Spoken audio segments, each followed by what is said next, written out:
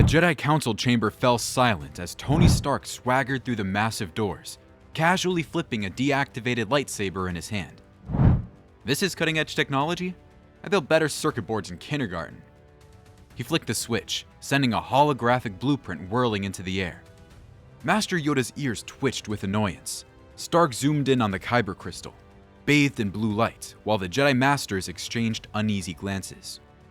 So, your secret sauce is a singing rock?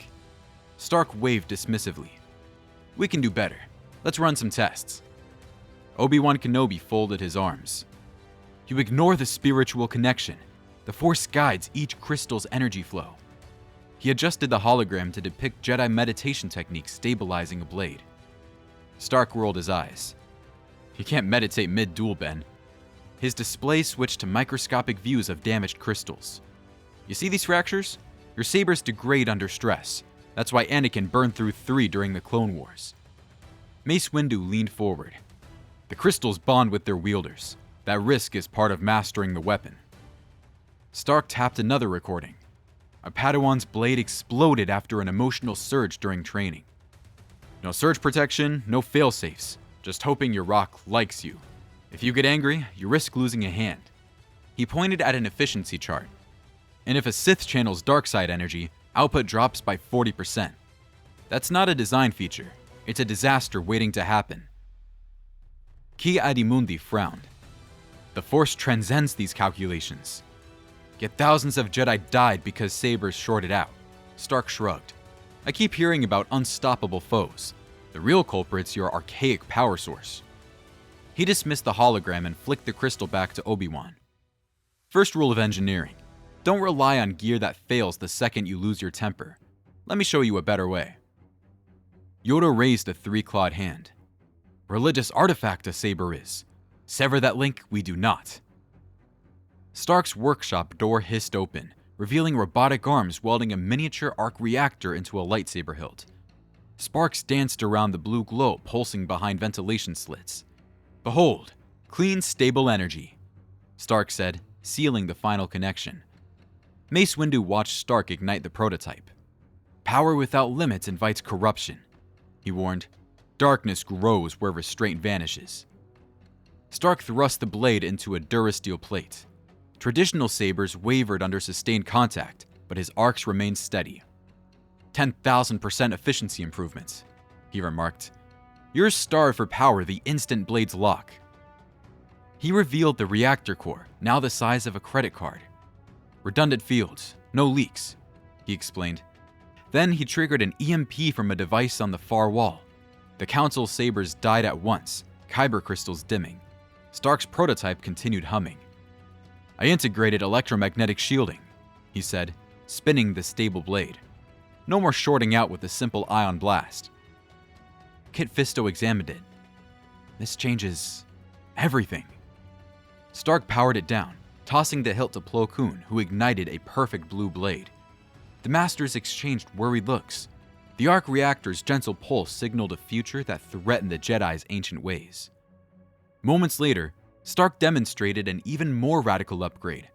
Microscopic assemblers swarmed around the blade's plasma edge, allowing it to shift length and density. Obi-Wan's standard saber looked rigid in comparison. Anakin Skywalker stepped closer. Machines can't channel the Force, he objected. How can that blade connect with its wielder? Stark just smirked. Let me show you. 3 floating remotes fired stun bolts at him. The saber thickened at each impact point, dissipating energy. Smart materials. Your sabers have one setting. Mine adapts on the fly. He turned the blade into a glowing whip, disarming a training droid 20 meters away. Then it snapped back into traditional saber form. Shocked, he whispered, "No established form accounts for this." Jarvis's voice emerged from the hilt, advising Stark on Sheen reverse posture. Windu and Fisto watched with glowing alarm as the saber pivoted to block attacks the instant they began. This violates every principle of lightsaber combat, Agen Kolar muttered. Stark engaged multiple training droids, parrying with mechanical precision. The blade stiffened for blocks, softened to absorb impacts, and sliced through Beskar-like alloy with disconcerting ease. When the droids swarmed, the saber flattened into a circular shield. A youngling peered through the observation window, eyes wide. Jarvis switched from dagger length to spear tip forms, each transition guided by Jarvis's predictive algorithms. Obi-Wan deactivated his own blade, troubled by how seamlessly technology replaced technique. In another demonstration, Stark fought blindfolded. Kit Fisto attacked with advanced Niman moves, but the AI preempted each strike. Heat maps showed Jarvis predicting Fisto's angles almost a full second before contact. "These forms aren't mystical," Stark said, removing the blindfold. "They're math." A flurry of archival footage appeared, historical duels re-simulated with AI. Qui-Gon and Obi-Wan versus Maul, with strategic corrections that would have saved Qui-Gon. Obi-Wan winced at the brutal logic on display. "Machine learning improves each time," Stark explained as Mace Windu tested Vaphad's unpredictability. The AI adapted in real time, building probability clouds for counters. Windu's scowl deepened each time Jarvis predicted his next move. Meetings continued. Jedi plugged temple archives into the saber, letting it learn from thousands of years of recorded battles. Younglings tried basic katas, guided by sight vibro corrections from the hilt. Their success rates skyrocketed. "This fosters dependency," Ki Adimundi warned. "When machines fail, so will the Jedi." Stark pulled up footage of Mandalorian troopers using advanced sensors to anticipate Jedi movements. "Your enemies are upgrading while you rely on tradition. Keep up or get left behind." In the corner, Anakin studied his own Stark Saber, scanning readouts. The Force told him these enhancements lacked spiritual depth, yet the engineering was undeniable. Yoda observed with sad eyes as even reluctant knights recognized the benefits for training and battlefield survival. "Your ancestors once mocked blasters," Stark said, collecting the prototypes. "But you adapted." Jarvis's lights pulsed like a living heartbeat. 3 council members quietly requested training access, tension in their voices. "Try that with your space rocks," Stark teased. Ahsoka Tano stepped forward, her twin sabers glowing. "Crystals create color through the Force," she argued. "It's a reflection of our identity, not a setting." Stark dimmed his blade to a faint flicker, then cranked it so bright that the floor began to smolder. "One dial, one choice. Training mode or capital ship cutter. Color is cosmetic." Ahsoka stared, unsettled. "We aren't tinkering with gadgets. We're forging bonds." Stark flicked the blade, merging gold and violet energies, a dual hue that made the Jedi recoil. "Your crystals resonate with beliefs. My system doesn't care if it's light or dark. It just does what it's designed to do." He handed a control chip to a wide-eyed Padawan. "Customize away." Laughter broke some tension, though Ahsoka remained uneasy. Stark's final comments cut through the mirth. "Time to drag you into the modern age." Yoda's grip closed around the new hilt. "Sense it, I do not," he said softly. The blade stayed dormant, unaffected by his gentle nudges in the Force. Stark pulled up a grim montage of Jedi deaths caused by lightsaber malfunctions. "Crystals can't handle everything," he said. "I replaced your flawed design with proven engineering." Mace Windu ignited his purple saber, demonstrating advanced Vapad. "Technology makes warriors complacent," he said. A second hologram played illusions that fooled Jarvis. Force phantoms lacking a real presence for sensors to attack. "You sound like samurai rejecting guns," Stark countered, switching the display to Earth's history. Scenes of feudal warriors were replaced by footage of Mandalorian troopers using advanced neurolinks to predict Jedi moves. "They'll keep upgrading," Stark repeated, "while you cling to old myths." Obi-Wan studied an image of Qui-Gon's final moments against Maul. Why would new tech truly change fate? The scene shifted to footage of Thanos shattering Stark's advanced armor. Even perfect designs had limits. Nearby, a hidden Palpatine observed from the gallery shadows, recording every blueprint. Shaak Ti integrated the saber's data with the temple archives, revealing how the AI misjudged advanced Force manipulations. "It's not omnipotent," she said. Yoda's ears twitched, watching a group of younglings drilling with training Stark Sabers. Their improvements soared. "For them, safer it is," he admitted. "But tradition? Already slipping, I feel."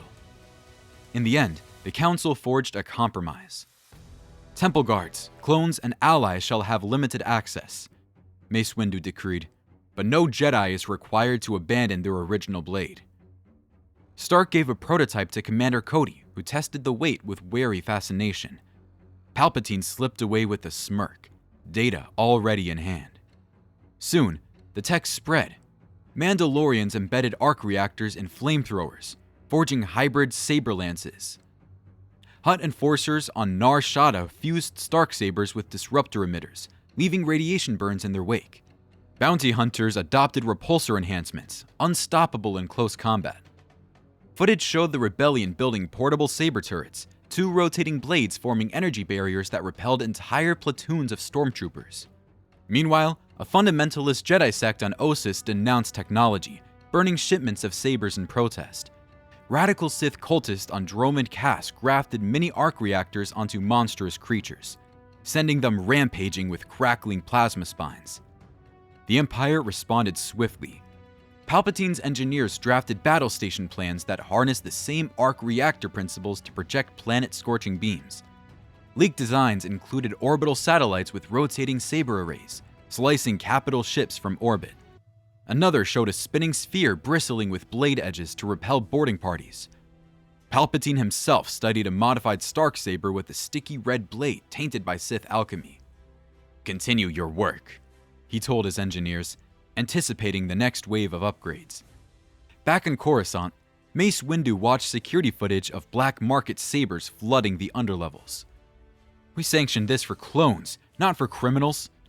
Another feed showed a Hutt fortress where entire racks of Stark Sabers were sold for half the price of a standard blaster rifle. Obi-Wan sighed. "We cannot contain what's already unleashed."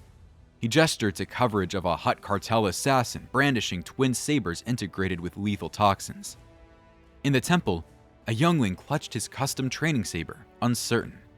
Master Yoda reached to pat the child on the shoulder, eyes heavy with concern. "Spread this knowledge has. Contained it cannot be." Stark displayed a final chart. Crime rates dropped in certain systems where law enforcement used arc reactor sabers, yet high-profile assassinations skyrocketed. "Progress," he said, "never has just one face." The temple's main hall sealed a single Stark Saber prototype behind reinforced transparasteel, an energy dampener protecting it from theft. The council stared at it in uneasy silence, aware that across the galaxy, countless imitations were already in circulation. In back alleys, desperate teenagers built homemade versions, each with questionable reliability. In higher society, aristocrats commissioned flamboyant variants as status symbols. A Mandalorian blacksmith hammered out new designs that could shift between a plasma sword and a flamethrower lance. Every new creation overshadowed the Jedi's old ways. A relic behind glass, the classic lightsaber quickly became a museum piece for those who saw tradition as obsolete. Still, Jedi philosophy persisted among the devout. Some knights quietly refused to adopt the new technology, believing mastery of the Force would always triumph over mere machinery. But the galaxy at large disagreed. Everyone wanted a Stark Saber. In the Jedi Council chamber, Tony Stark stood amid the dim glow of the final holograms. Palpatine's infiltration was already in motion, but none of them knew. The Empire would soon refine these designs for mass deployment, fueling war on an unimaginable scale. Yoda regarded the dormant Stark Saber, his eyes drooping. "Changed the galaxy has. For better or worse, we soon shall see." Its glow pulsed in the silence, resonating with both promise and peril. Stark smirked, tapping the glowing arc reactor in his chest. "Just wait till you see my Death Star redesign." Metal doors hissed shut behind him, leaving the Jedi alone in the hush of their ancient hall. Overhead, lights from Coruscant's skyline blazed, reflecting off the Stark Saber's display case. The temple archives recorded the entire meeting, and new sabers quietly hummed in the hands of clones, criminals, and renegades everywhere. The Stark Saber was no longer just a weapon. It was a catalyst for change across the galaxy. What would follow, conflict or unity, was anyone's guess.